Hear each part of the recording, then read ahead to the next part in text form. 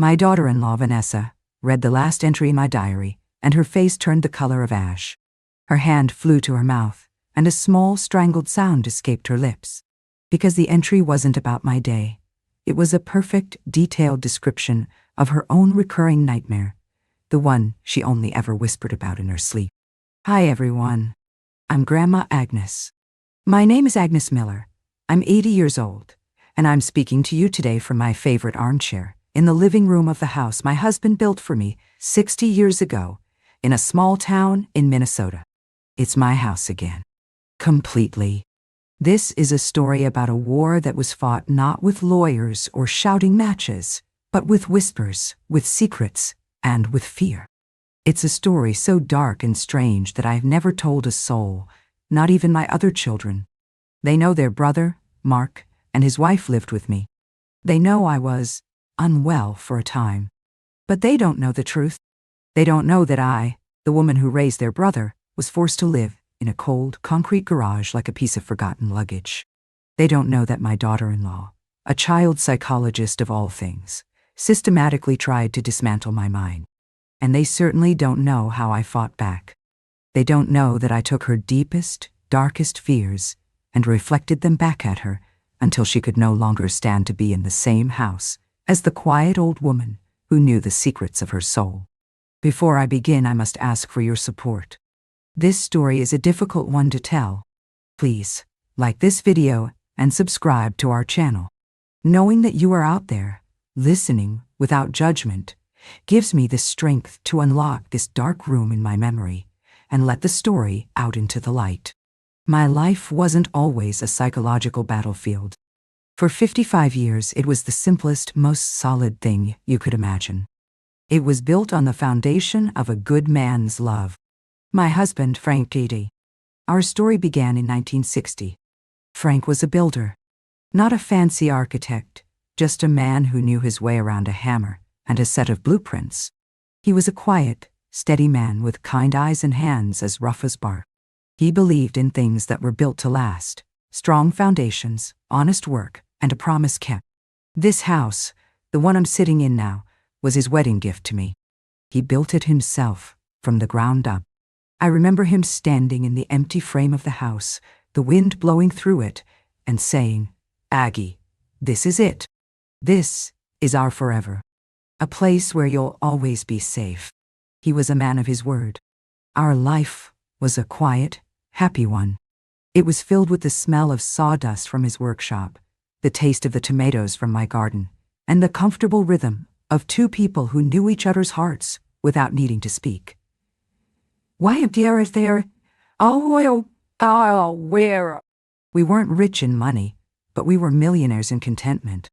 In 1968, our quiet life was blessed with the arrival of our son, Mark Toddy. He was the light of our world. But he was not like his father. Where Frank was solid oak, Mark was a gentler wood. A willow, perhaps. He was kind, sensitive, and creative. He hated conflict more than anything in the world. He would do anything to keep the peace, to make everyone happy. I thought this was a sign of his deep compassion. I never realized that a pathological need to please everyone makes a man a servant to everyone and a protector of no one. When Frank passed away from a heart attack 6 years ago, the foundation of my world cracked. The steady, quiet presence that had been my anchor for over half a century was gone. I was 74 years old and adrift in a sea of grief. Mark was my lifeline. He was in his late 30s, working as a high school art teacher, and he was so good to me. He'd drive the hour from the city every weekend, fix the things around the house that were starting to break, and just sit with me, letting me talk about his father. It was during this time of profound vulnerability that I made a decision that would later become the very tool of my imprisonment. Following the advice of our old family lawyer, I added Mark's name to the deed of the house. A joint tenancy. It was meant to simplify things upon my death. It was an act of love and trust, a symbol that this house, Frank's legacy, would pass to his son. It never crossed my mind that in doing so, I was giving away half the keys to my own fortress. A year after Frank's passing, Mark met Vanessa. The first time he brought her home, I was so incredibly relieved. She was, in a word, impressive. She was a child psychologist, with a sharp, intelligent mind, a confident way of speaking, and a smile that was both warm and dazzling. She seemed to be everything my gentle, slightly directionless son needed. She was an expert at making me feel comfortable. She listened intently when I spoke of Frank. She admired my garden. She called me Agnes, which felt modern and respectful. "You've created such a warm, loving home here, Agnes," she said, her eyes sweeping the room. "It's a real testament to the life you and Frank built. I can see why Mark is such a kind, grounded man." She saw me. She understood me. Or so I thought. I, a simple woman who had lived a simple life, was completely disarmed by her sophisticated charm. I didn't notice the way her eyes lingered a little too long on the solid, well-made furniture. I didn't detect the subtle appraising quality in her gaze as she looked around my home. I saw a woman who loved my son, and in my loneliness, that was all I wanted to see. They married the following year. I was happy for them, but a small seed of unease was planted. Vanessa's world was very different from ours. It was a world of professional ambition, of networking, of constant self-improvement. She would gently criticize Mark's lack of ambition, encouraging him to leave teaching for something more lucrative. The quiet contentment that had been the hallmark of my life was, in her eyes, a sign of stagnation. The beginning of my exile began, as these stories often do, with a crisis disguised as an opportunity. It was about 3 years ago. Vanessa announced she was leaving her position at a community clinic to start her own private therapy practice from home. It was a bold, exciting move. But it came with a problem. "We just can't afford our apartment in the city and the overhead of a new business," she explained to me one Sunday, her voice a perfect blend of excitement and concern. And Mark and I were talking, and we had a thought. Mark, my son, picked up the thread, his voice earnest and pleading. "Mom, what if we moved in with you, just for a year or two? We could pay you rent, of course. It would allow Vanessa to build her practice without the financial pressure. And," he added, looking at me with those eyes I could never refuse, "we could be here with you. We worry about you all alone in this big house." It was a perfect argument, wrapped in a bow of love and concern. They would get a cheap place to live while starting a business, and I would get the company and protection of my family. It seemed like the perfect solution for everyone. My heart ached at the thought of the disruption, but the fear of being a difficult mother, of standing in the way of their dreams, was stronger. I agreed. The first few months were a whirlwind. They moved in, and the quiet house was suddenly full of energy. Vanessa was a dynamo. She designated the spare bedroom as her new home office and began ordering sleek, modern furniture for it. My role, it was quickly and implicitly established, was to be the household support. Since I was retired and had the time, I took over the cooking and most of the cleaning to allow Vanessa to focus on her new practice and Mark to focus on his teaching. I told myself this was what family did. We supported each other. The first sign that my role was something less than family came when Vanessa started seeing her first clients in the house. "Agnes," she said one morning, her tone brisk and professional, "I have a client coming at 10 a.m. I'll need the house to be perfectly quiet. Perhaps you could run your errands during that time?" It was a reasonable request, but the way she said it wasn't a request. It was an order from a boss to her subordinate. I was being told when I could and could not be in my own living room. I complied. I started arranging my life around her client's schedule. The next erosion of my status was the redecorating. Vanessa, with her psychologist's eye for calm and therapeutic environments, declared my comfortable, lived-in decor cluttered and stressful. My handmade quilts were visually noisy. My collection of family photos was a source of distraction. Slowly, methodically, she began to replace my life with her aesthetic. My warm, floral-patterned sofa was replaced by a sterile, leather sectional. The paintings my son had done in high school were taken down from the walls. The house was becoming a reflection of her mind, clean, controlled, and devoid of any messy, sentimental history.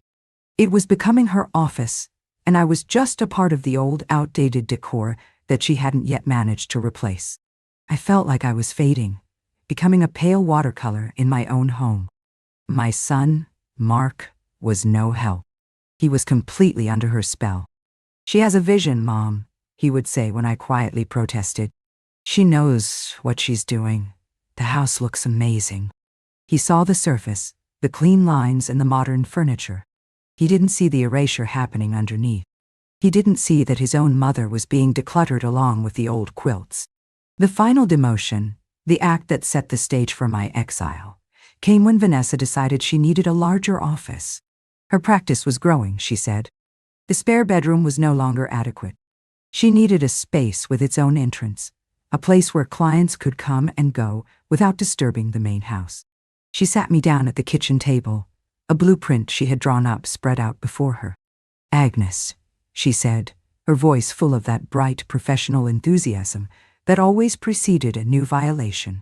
"I've found the perfect solution to my space issue. We're going to convert the garage." "The garage?" I asked, confused. "But that's where I keep my car. And Frank's old tools." "Exactly," she said, as if I had made her point for her. "It's full of junk. We'll clear it all out, put in some drywall and flooring, and it will be a perfect self-contained office. It even has its own door to the outside." It seemed like a lot of work, a lot of expense, but it was her plan. I didn't see how it involved me, until she delivered the final, devastating sentence. "And since we'll no longer need the spare bedroom as an office," she continued, her smile never faltering, "it's the perfect solution for you. We can move your things in there. It's a bit smaller than your current room, of course, but it's cozy. And it will free up your larger bedroom to become a proper playroom for when we have children." They weren't even pregnant yet. But she was already planning to take my bedroom, the room I had shared with my husband for 55 years, and turn it into a playroom for a hypothetical child. My heart seized in my chest. "No," I said. "Fiona, Vanessa, you can't have my room." Her smile faded, replaced by a look of cool, clinical assessment. "Agnes," she said, her voice losing its warmth, "let's be practical. Your room is the largest bedroom in the house, apart from ours. It makes no sense for one person to occupy such a large space. Moving you to the spare room is the most logical, space-efficient solution for this family, for this house." I looked at Mark, my last hope. "Mark? Please." He wouldn't meet my eyes. He just stared at the blueprint, at the neat, clean lines of his wife's ambition. "It makes sense, Mom," he mumbled. It's only logical." That's when I realized my son was not just a peacemaker. He was a collaborator. His love for me was conditional, and the condition was that I never, ever stand in the way of his wife's desires. But this was a line I could not let them cross. "No," I said again, my voice stronger this time. "The garage is your project, but my bedroom is mine. It is not available." The look Vanessa gave me was one I will never forget. It was not anger. It was the cool, detached look of a scientist observing a problem that needed to be solved. "All right, Agnes," she said, her voice smooth as glass. "We'll table this for now." I thought I had won. I thought I had held my ground. I had no idea that she was not retreating. She was simply changing her strategy. If I would not give up my room willingly, she would create a situation where I would be forced to. The war for my home was about to enter a new, far more brutal phase, and it would end with me in a cold, dark garage, surrounded by the ghosts of my husband's life. My small victory in keeping my bedroom was short-lived. I had won a single battle, but Vanessa was a master strategist. She didn't argue with me again. She didn't try to persuade me. She simply began a quiet, systematic, and terrifying campaign to make my own bedroom, my last sanctuary, uninhabitable. She, a child psychologist who knew the delicate mechanics of the human mind, began to use her professional skills not to heal, but to break me. It started with noise. My bedroom was next to their master bedroom, and suddenly, their room became a hive of late-night activity. The television would be on, loud, until 2 in the morning. They would have long, loud conversations on speakerphone. They would start using a blender to make smoothies at 6 a.m. My sleep, once my only escape, was shattered. When I gently complained, my son Mark looked at me with genuine confusion. "What do you mean, Mom? We're just living our lives. We can't be expected to tiptoe around our own house." Vanessa's response was more clinical. "Actually, Agnes," she said, her voice full of feigned concern, "disrupted sleep and increased sensitivity to noise can be early indicators of age-related cognitive issues. Are you feeling anxious?" She was using my legitimate complaint as a data point in her ongoing diagnosis of my decline. Next, she targeted my sense of smell. A new, pungent potpourri bowl appeared in the hallway outside my room. It was a cloying chemical scent of fake cinnamon and apple that gave me a constant, dull headache. Then came the scented candles, lit all over the house, their artificial fragrances clashing in a nauseating perfume that seemed to seep under my door. "It's called aromatherapy, Agnes," she explained, with a bright smile when I mentioned the smell was making me feel ill. "It's for creating a calming therapeutic environment. Perhaps your sense of smell is becoming overly sensitive. That can also be related to certain neurological changes." Everything I felt, every discomfort she inflicted, was turned back on me, pathologized, and labeled as a symptom of my own failing mind. I was living in a gaslit hell, and the person holding the match was a licensed professional. The campaign escalated. She began to subtly undermine my relationship with my own body, with my own senses. She would helpfully lower the thermostat until my room was freezing cold, then feign surprise when I complained. "Really? I'm perfectly comfortable. Maybe your circulation isn't what it used to be, Agnes." She would add extra salt to the food she cooked for me. When I would say it was too salty to eat, she would taste it herself and declare, "It tastes fine to me." A diminished sense of taste is very common in the elderly. She did this in front of Mark, who would taste the food, frown slightly, but say nothing, unwilling to contradict his wife's expert opinion.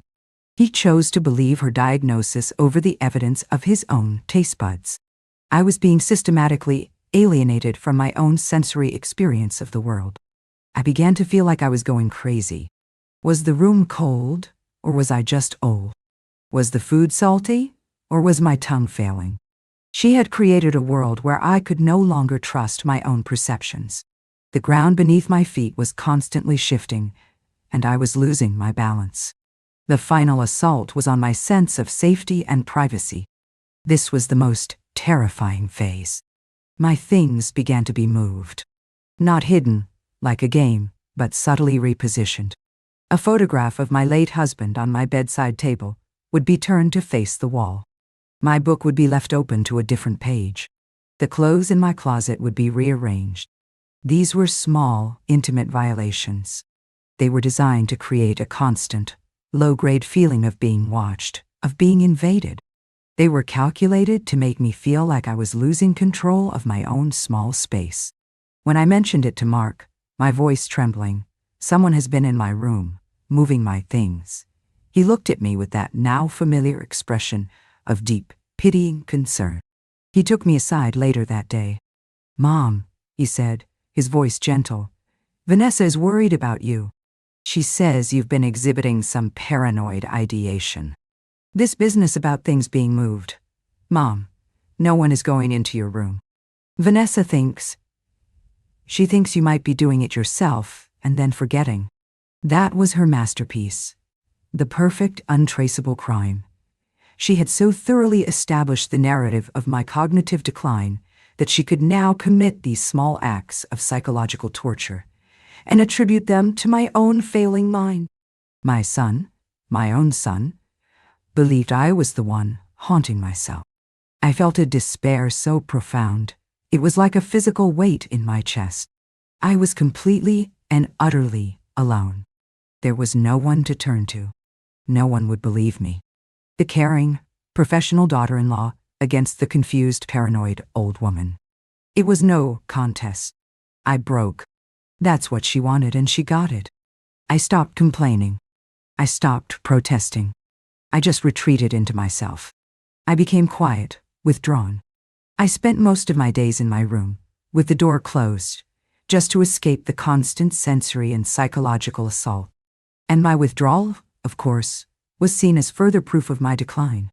After 2 months of this relentless campaign, she made her final move. She and Mark sat me down in the living room. Vanessa held a sheaf of papers. She had been taking notes.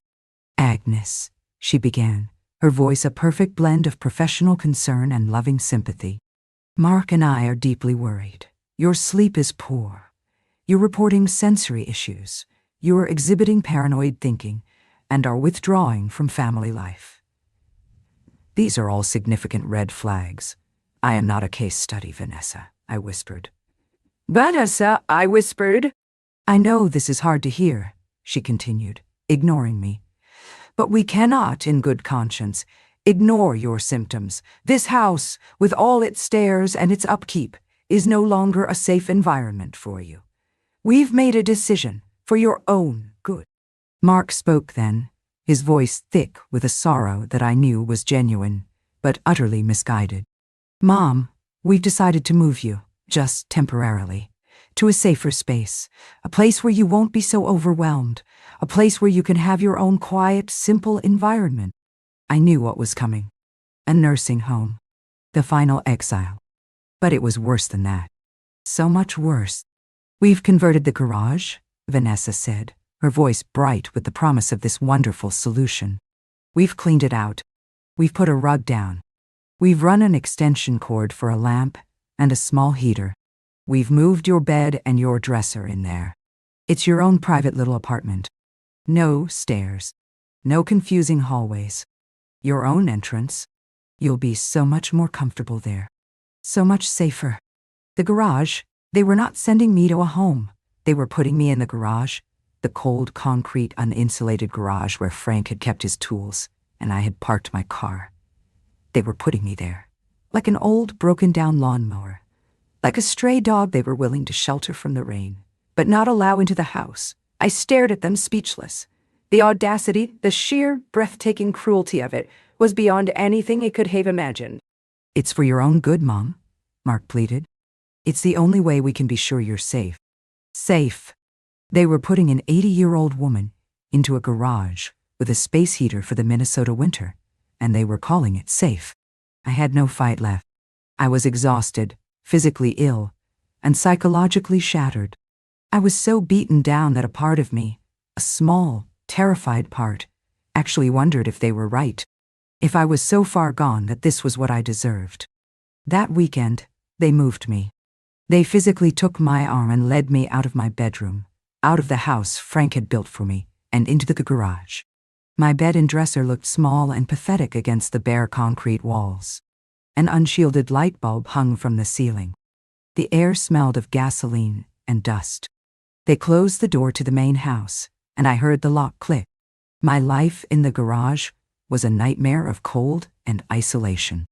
I was completely cut off from the life of the house. My meals were brought to me on a tray, left just inside the door. I had to use a small portable camping toilet they had set up in a corner. I was a prisoner, and the garage was my cell. My son would sometimes visit, his face a mask of guilt. He would stand in the doorway, unable to come all the way in. "Are you doing okay, Mom?" he would ask. He refused to see the horror of the situation. He had to believe this was a necessary, therapeutic act, because the alternative, that he was a monster, was too much for him to bear. But it was in that cold, lonely darkness that the change began. Stripped of everything, pushed to the absolute limit of my endurance, the part of me that was a wife and a mother and a gentle soul finally died. And something else, something much older and harder, was born in its place. I had one thing left they had not taken, my mind. They thought they had broken it, but they had only succeeded in stripping it bare. And in that bareness, I found a new kind of clarity. A cold, terrible clarity. I also had my diary. A small leather-bound book I had kept for 60 years. It was my one remaining personal possession. They had let me keep it, probably thinking it was just the harmless ramblings of a senile old woman. They had no idea it was about to become my only weapon. I had always been a keen observer of people. It was a quiet hobby of mine. And I had been observing Vanessa for 3 years. I had listened to her talk in her sleep. I'd overheard her hushed, fearful phone calls with her sister. I knew things about her. I knew her secrets. I knew her deepest, darkest, most irrational fears. The things a child psychologist, so adept at analyzing others, could never admit about herself. I knew she had a crippling, secret phobia of birds, stemming from a childhood incident. I knew she had a recurring nightmare about being trapped in a dark, enclosed space, a coffin. I knew that she was terrified of the number 13, an illogical superstition that she hid from her professional colleagues. Sitting in that cold garage, a new, terrifying plan began to form in my mind. She had used psychology to destroy me. I would use psychology to destroy her. I was going to turn my diary, not into a record of my suffering, but into a mirror that would reflect her own hidden terrors back at her, with such perfect, unexplainable accuracy that she would be forced to confront the one thing she feared most, that she, the psychologist, was the one who was truly going insane. The diary was my weapon. My mind was the ammunition. The haunting of Vanessa was about to begin. My garage cell had one window, a small, grimy pane of glass that looked out onto the back garden. Through it, I could see the kitchen light. It became my observation post. I watched them. I studied their routines, their habits, their moments of carelessness. Vanessa, in her arrogance, believed I was a solved problem, a piece of inventory stored away. She had no idea the inventory was studying her back. My counteroffensive was a campaign of quiet terror, waged on the pages of my diary. And the first step was to ensure my weapon would be found. I knew that Vanessa, for all her professionalism, was deeply insecure and insatiably curious. She saw herself as an expert on the human mind, and the case of my supposed decline fascinated her. I knew that if I gave her the opportunity, she would not be able to resist reading my senile ramblings.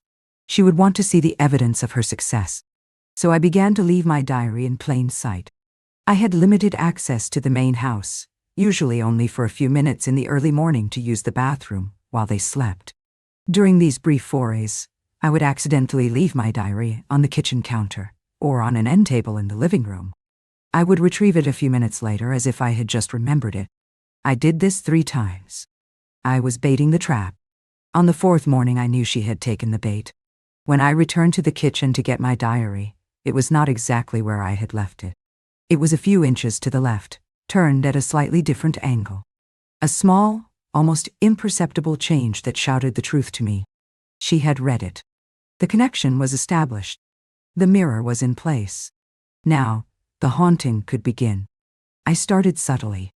My first entries were designed to slowly erode her sense of privacy, to create the unnerving feeling that her innermost thoughts were not safe. I drew upon the small private things I had observed. One evening, I watched through the window as she and Mark had a quiet, tense argument on the back patio. I couldn't hear the words, but I could see her body language, the way she crossed her arms, the angry shake of her head. That night, I wrote in my diary, October 5th, Daachang. A strange sadness in the house today, a feeling of unspoken anger, like a silent storm brewing. I see the cracks forming in the beautiful vase. It's only a matter of time before it shatters. The next morning, I left the diary on the kitchen counter. I watched from the garage window as she came downstairs, saw the diary, and glanced around before snatching it up. She read it for a long moment, her body perfectly still. Then she slammed it shut and threw it back on the counter, her movements jerky and angry. I had struck a nerve. I had described her private marital strife, a truth she thought was hidden. My next entry targeted her professional life. I had overheard a phone call where she was complaining about a difficult child patient, a boy named Alex, who refused to speak to her. That night, I wrote, October 8th, Dadami. I had a dream about a little boy who had lost his voice. He was sitting in a room with a woman, but he would not speak. He was afraid of her. He knew she did not really want to help him. He knew she only wanted to solve him, like a puzzle. And I left the diary. She read it. That evening, I heard her on the phone with her sister, her voice high and strained. "It's the strangest thing," she was saying. "That old woman, she wrote something in her diary. It was about my Alex case. It was like she was in my head. It's just a coincidence, right? It has to be." She was rattled. The seeds of doubt and fear were beginning to sprout. Now it was time to water them with her deepest, most irrational terrors. I waited a week, letting her anxiety build. Then, I targeted her phobia, her secret, childish fear of birds. I started by writing about the sparrows in the garden. October 15th. At time. The birds were very loud today. So many of them. Watching. Always watching with their small, black, bead-like eyes. They know things. They wait. I don't know. Then, I escalated. October 16th. I dreamt of feathers last night. Soft, gray feathers, filling up the room. I could feel them in my mouth, in my throat. I was choking on them. The sound of wings was everywhere. I saw her read that entry. Her face went pale. She physically shuddered. That evening, she insisted Mark close all the windows and draw the curtains before dusk. She flinched when a bird chirped outside. The mirror was working. She was seeing her own fear reflected in the writings of the crazy old woman in the garage. And she couldn't understand how it was possible. I let her stew in that fear for another week. And then, I prepared for the final devastating blow. I was going to write about her nightmare. The one I had heard her whisper about in her sleep one night, her voice thick with terror. The dream of being trapped, buried alive. This required perfect detail, perfect execution. I spent a whole day composing the entry in my mind. That night, under the single, bare bulb of my garage cell, I opened my diary. My pen scratched across the page, not with my story, but with hers. October 24th. The dream came again. It's always the same. I am in a box. It is small and dark, and I can't move my arms. The lid is closed. I can smell the damp earth above me. I scream, but no one can hear me. The silence is the worst part. The silence and the weight. I can feel the weight of the dirt pressing down. I scratch at the lid until my fingers are raw and bleeding. But it's no use. I am trapped. I am buried. And no one is coming to find me. The next morning, with a hand that was perfectly steady, I placed the diary on the kitchen table, open to that final page. I retreated to the garage and watched through the window. It was my final performance. Vanessa came downstairs. She saw the open diary. She approached it with a hesitant curiosity, like an animal approaching a trap it knows is there, but cannot resist. She began to read. I watched her face. I saw her eyes scan the page. I saw her brow furrow in confusion, then her eyes widen in dawning recognition. I saw the blood drain from her face, leaving it a waxy, corpse-like white. I saw her hand tremble, then fly to her mouth to stifle a scream. It was not a scream of anger. It was a sound of pure, abject terror. The sound of a rational mind breaking against the rocks of an inexplicable, impossible reality. How? How could she possibly know? Where? She stumbled back from the table, knocking over a chair. She looked around the empty kitchen, her eyes wild, searching for a ghost. She was looking for the person who had been inside her head, the person who knew the secrets of her soul. Her gaze fell on the garage door. And in that moment, she understood. The source of the haunting was not a spirit. It was the old woman in the garage. And that was so much more terrifying. The scream that followed was the sound I had been waiting for. It was the sound of her carefully constructed world shattering. It was the sound of the psychologist realizing she was the patient, and her subject was the one holding the scalpel. She ran from the kitchen. I heard her stumbling up the stairs, shrieking for my son. Mark! Mark, get down here. You have to see this. You have to read what she wrote. I remained in the garage, a silent observer. I had fired my weapon. Now, I would simply watch the fallout. The house was filled with the sounds of their frantic, hysterical argument. Her voice was high and shrill, laced with a terror he couldn't comprehend. She knows, Mark! She knows my nightmare. She wrote it down, word for word. How could she know? What are you talking about? I heard him say, his voice full of confusion, it's just a coincidence, Ness. She's an old woman. She has bad dreams, too. This is not a coincidence, she screamed. Don't you get it? She's been doing this for weeks. She wrote about our fight. She wrote about my Alex case. She wrote about the birds. Now this? She's in my head. Or I'm going crazy. That was the moment. The fulcrum upon which her mind teetered. The expert on sanity was questioning her own. Her greatest fear was not being buried alive. It was being no different from the mentally ill patients she treated and judged every day. And I had forced her to look into that mirror. Their fight lasted for hours. It was the death rattle of their shared reality. He, the simple man, could not comprehend the psychological horror she was experiencing. He tried to rationalize, to soothe, to dismiss. But he couldn't explain it. He couldn't explain how I knew. The end came that evening. The house fell silent. Then, I heard the sound of a car engine starting. I looked out my small window and saw Vanessa throwing a suitcase into the back of her car. Her movements were frantic, desperate. She looked like a fugitive. Mark ran out after her. Vanessa, where are you going? We can figure this out. I can't stay here, Mark, she cried, her voice ragged. I can't stay in this house with her. She knows things. She watches me. I can't sleep. I can't think. I have to get out of here. But where will you go? I don't know. A hotel. My sister's. Anywhere but here. She got in her car and sped away, leaving him standing alone in the driveway, a bewildered expression on his face. He came to the garage door a few minutes later. He didn't knock. He just stood on the other side. Mom? He said, his voice small and broken. What did you do? I did not answer. He stayed there for a long time. Then I heard him walk away. Vanessa never came back. Their marriage, built on her strength and his weakness, could not withstand this. It could not withstand the inexplicable, the terrifying. Her power over him was based on her superior intellect, her rational mind. And I had shattered that. I had shown him, and her, that she was just as susceptible to fear and superstition as anyone else. Mark moved out a month later. He couldn't stand the silence of the house, or the ghost of what had happened.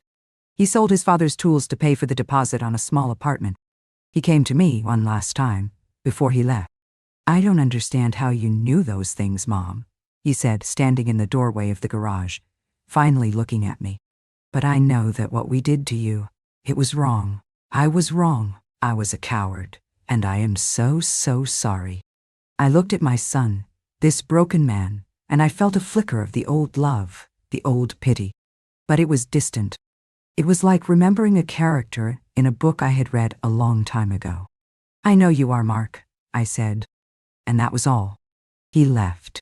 And the house was mine again. The silence was clean. The air was breathable. I moved my bed out of the garage and back into my bedroom that very day. I opened all the windows, letting the fresh, cold air wash away the residue of her perfume and his weakness.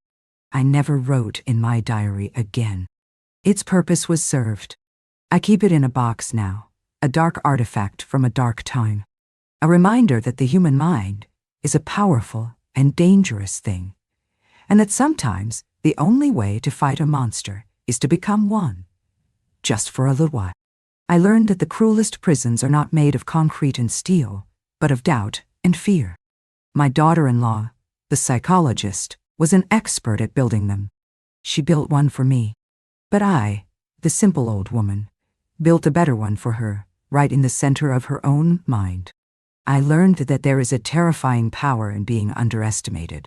When people decide you are nothing, They stop watching you. They stop seeing you. And in that invisibility, you can find the freedom to act, to plan, to fight back in ways they can never anticipate. And I learned that you can take everything from a person, their home, their money, their dignity. But if you leave them with their own mind, you have left them with the ultimate weapon. So if you are out there and someone is trying to make you doubt yourself, trying to convince you that your reality isn't real, remember my story. Do not fight them on their terms. Do not scream when they want you to scream. Do not cry when they want you to cry. Be quiet. Watch. Listen.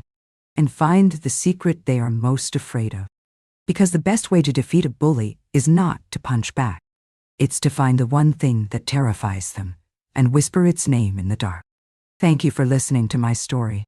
It was a dark and twisted path, and your silent company has been a comfort. If my journey has resonated with you, I would be so grateful if you would like this video, subscribe to our channel, and turn on the notification bell. In the comments below, I invite you to share a story about a time when knowledge or a secret became your strength. We all have more power than we know. Love you all. This is Grandma Agnes, and I'll see you in the next story.